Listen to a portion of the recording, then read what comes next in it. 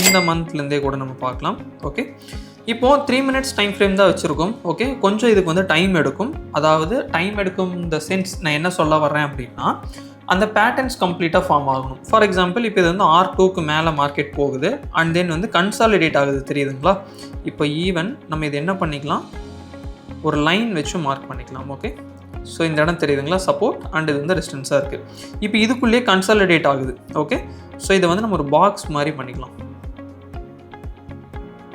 Okay, so இது complete consolidation. இப்போ நம்மளோட என்ட்ரி அப்படிங்கிறது எப்போ வரும் அப்படின்னா, இது எப்போ இந்த கன்சாலிடேஷனை கீழே பிரேக் அவுட் பண்ணுதோ அப்போ தான் என்ட்ரி. ஏன்னா R2 R3ல வந்து நம்ம என்ன தான் எக்ஸ்பெக்ட் பண்ணணும், ரிவர்சல் பார்க்கணும்.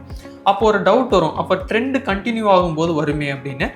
அது வந்து டிஃப்ரெண்ட் சினாரியோ. பட் நம்ம R2 R3ல வந்து செல்லிங்கான ஆப்பர்ச்சுனிட்டி வந்து நம்ம மோஸ்ட்லி வந்து ஃபோக்கஸ் பண்ணுறது கொஞ்சம் நல்லாயிருக்கும். ஓகே, ஸோ அந்த கண்டினியூவேஷன் நம்ம எப்படி பண்ணணுங்கிறத நான் அப்கமிங் வீடியோஸ் நான் உங்களுக்கு சொல்கிறேன்.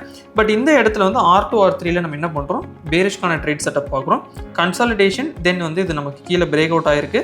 இப்போது ஜென்ரலாக இந்த மாதிரி பிரேக் அவுட் ஆச்சு அப்படின்னா நம்ம அதே சைஸ் வந்து கீழே வந்து எக்ஸ்பெக்ட் பண்ண முடியும். அண்ட் தென் மார்க்கெட் அன்னைக்கு அதையும் தாண்டி தான் கீழே வந்திருக்கு. ஸோ ஒரு நாளோட மூமெண்ட் எந்த அளவுக்கு இருக்குது பார்த்துருக்கீங்களா?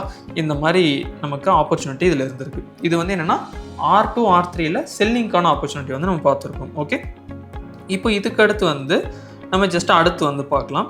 இது வந்து டைரெக்டாக உங்களுக்கு R3க்கு மேலே ஓப்பன் ஆகி மார்க்கெட் கன்சாலிடேட் ஆகுது. கன்சாலிடேட் அப்படிங்கிற சென்ஸ் கரெக்டான ஒரு பாக்ஸ் கன்சாலிடேஷன் இல்லை, இது வந்து ஒரு டைட் ரேஞ்சான கன்சாலிடேஷன். ஓகே, உங்களுக்கு மார்க்கெட் வந்து ரொம்ப டைட்டான கன்சாலிடேஷன். ஆஃப்டர் தட் இந்த இடத்துல உங்களுக்கு பிரேக் அவுட் ஆகுது. இப்போ இந்த இடத்துல தான் நம்மளோட என்ட்ரியை வந்து நம்ம பிளேஸ் பண்ண போகிறோம். ஓகே, ஸோ இந்த இடத்துல இப்போ இதுக்கு எஸ்எல் எங்கே வைக்கிறது அப்படிங்கிற டவுட் வரும். ஸோ நான் அதுவும் உங்களுக்கு சொல்கிறேன். இப்போது ப்ரீவியஸாக மார்க்கெட் இந்த ஒரு பாயிண்ட்லேருந்து என்ன ஆயிருக்கு, ரிஜெக்ட் ஆகி கீழே வந்திருக்கு, தெரியுதுங்களா?